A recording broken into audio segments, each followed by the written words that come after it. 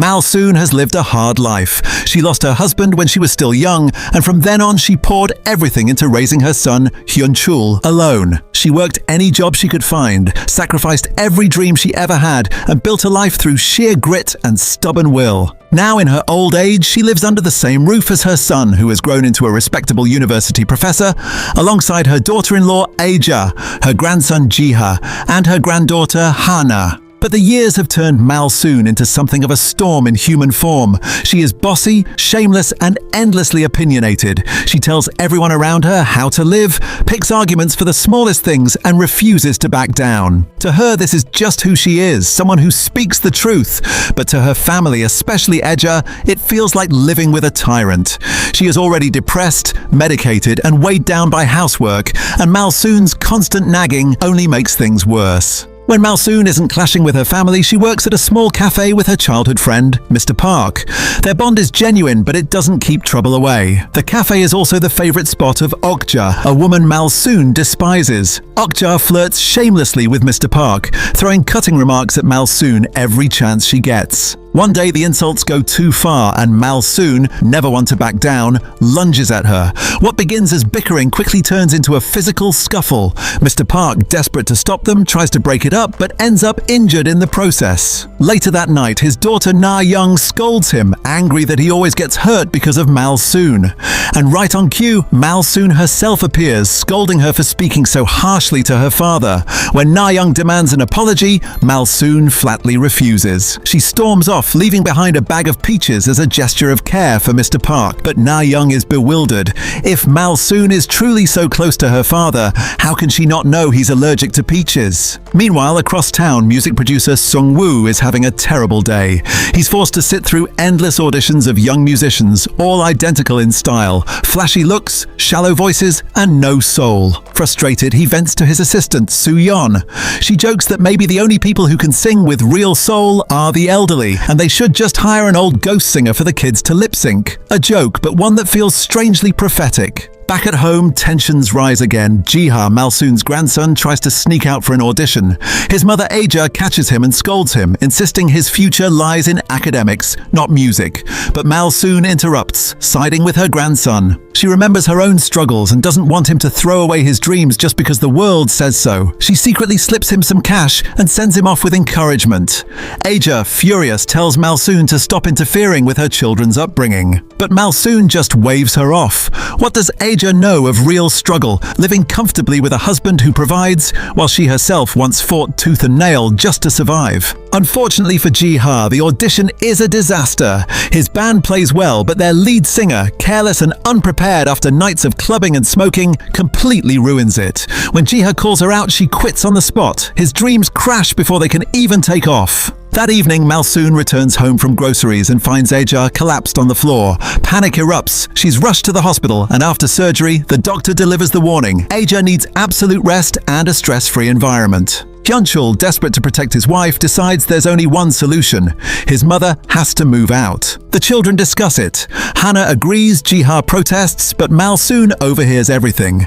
And though it wounds her deeply, she accepts the decision quietly. For the sake of Aja's health, she will go. But acceptance doesn't ease the pain. At the cafe, Malsoon is no longer her fiery self. She is subdued, weighed down, and the spark that once defined her seems to be fading. Then a ghost from her past arrives. A woman storms in, furious, accusing Malsoon of stealing her family's secret soup recipe decades ago. Back when Malsoon was a struggling widow, this woman's family took her in and gave her shelter. But Malsoon, desperate to feed her son, repaid them by taking their recipe and opening her own restaurant. The betrayal ruined their business. The woman lashes out, even attacking Malsoon, but this time Malsoon doesn't fight back. She just stands there, too broken to defend herself. Mr. Park holds the woman back while Malsoon whispers that she did what she had to do to give her son a better life. That night, Malsoon waits at the bus stop, tears in her eyes. Her phone rings. Ji-ha, asking her to join him and his band for dinner. She agrees, but on her way, something strange catches her attention. A photo studio with a portrait of Audrey Hepburn in the window. She steps inside. The photographer promises her a picture so beautiful it'll make her look 50 years younger. Malsoon laughs it off. It's just for her funeral altar after all. But after the photo is taken, something impossible happens. On the bus, 3 young men begin flirting with her. Malsoon is confused until she glances at her reflection and freezes. The face staring back isn't her wrinkled, elderly self. It's her 20-year-old face, glowing with youth and beauty. Somehow, impossibly, she has been given back her youth. Stunned, she wanders to a pharmacy, asking for tranquilizers, wondering if she's hallucinating. But the reflection doesn't lie. She remembers she was supposed to meet Ji-ha, but now she doesn't dare. How could she explain this to her own grandson? She ignores his calls and rushes back to the photo studio for answers, only to find it gone. In its place stands a restaurant that's been there for 10 years. The mysterious studio has vanished, as if it never existed. That night, Malsoon doesn't return home. Her family panics, reporting her absence to the police. Mr. Park worries too. But while they search for an old woman, Malsoon is out there somewhere, young again, standing at the edge of a second chance at life. What will she do with it? Reclaim lost dreams, chase new ones, or risk everything to keep her secret? Well, her journey has only just begun. Malsoon spends her first night of newfound youth in a community centre, curled up among elderly women. But when morning comes, she wakes with a shock. Her body feels light and free of the aches that have defined her mornings for decades. Watching the other old women shuffle about, she makes a silent promise to herself. She will never go back to that life. This gift of youth won't be wasted. And so she dives headfirst into transformation. She shops for fresh clothes, gets a stylish haircut inspired by Audrey Hepburn, and marvels at her reflection with giddy disbelief. Everything is paid for, of course, with her debit card.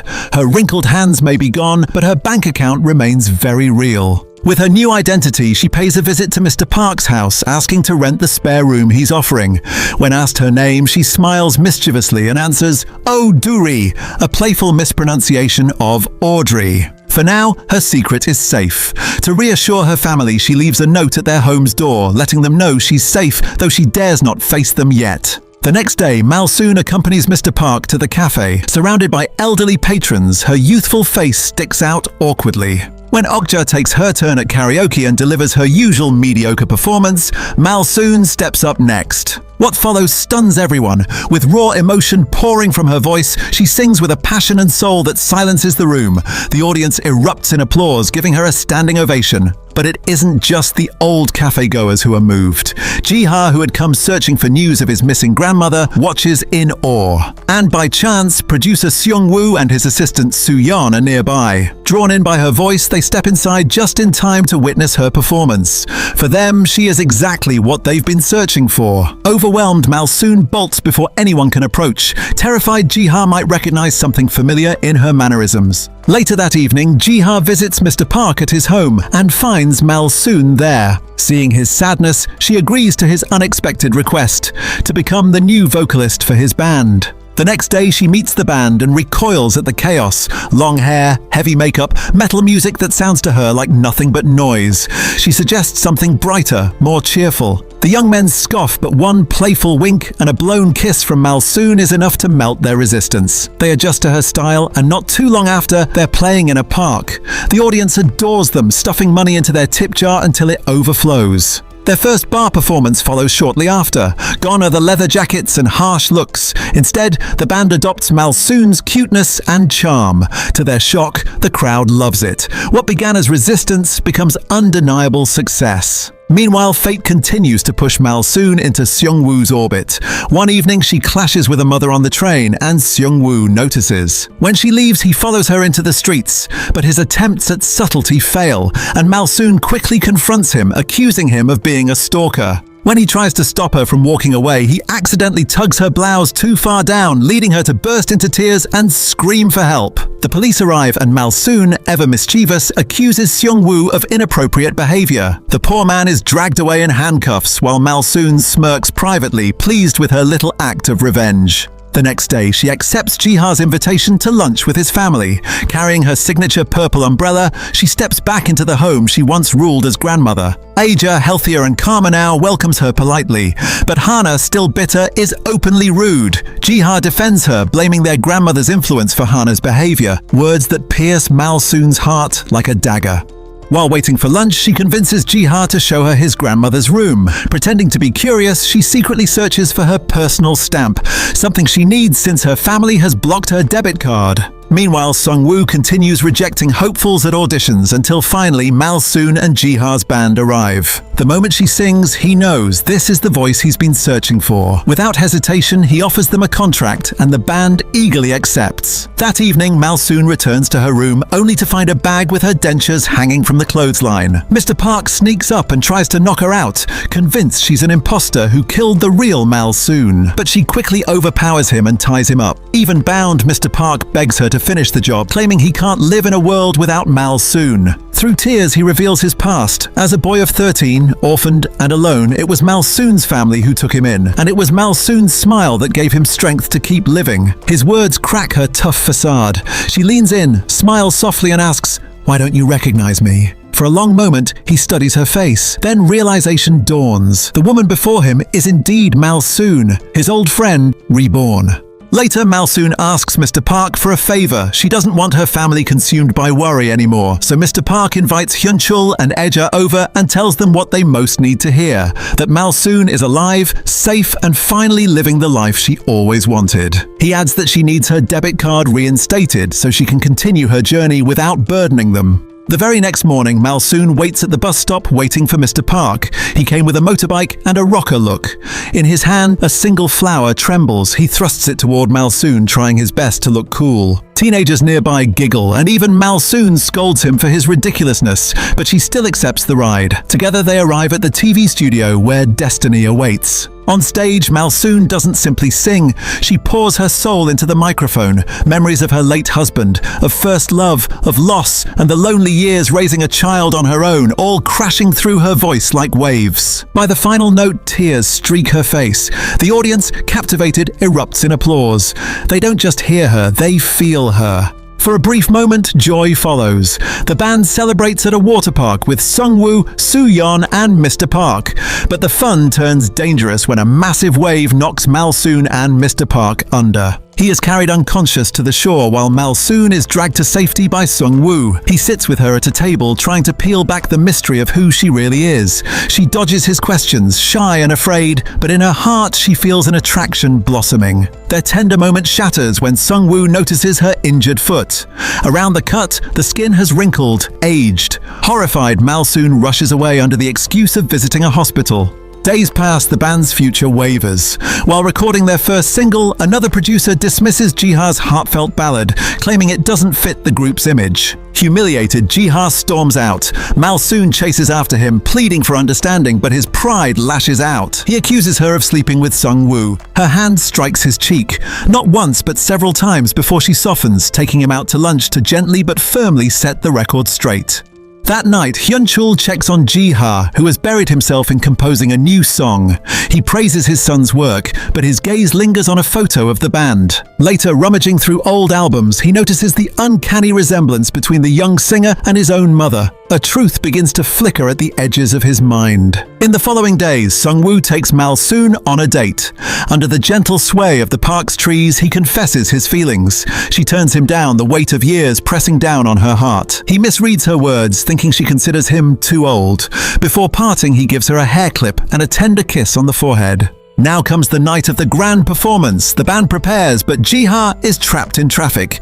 Desperate, he abandons his cab, leaping onto a bicycle and racing through the streets like a madman. But fate strikes cruelly. A truck collides with him, and he is rushed to the hospital. News reaches the band. Sung-woo suggests cancelling, but Malsoon refuses. Her voice trembles with conviction. Ji-ha's song must be heard, sung so loudly that it carries strength to his hospital bed. On stage, her words become action. The band performs, and the crowd is swept into the storm of their music. When the final note fades, applause sounds like thunder, but Malsoon doesn't linger. She rushes straight to the hospital. There, she learns Ji-ha's blood type is AB, just like hers and unlike anyone else in the family. Without hesitation, she offers her arm for transfusion. Her secret, her sacrifice, and her love all converge in that moment of truth. Mr. Park is shaken when he realizes what Malsoon intends to do. Pulling her aside, he pleads with her not to go through with the transfusion. If she gives her blood, she'll lose her youth and her dream will vanish. But Malsoon doesn't hesitate.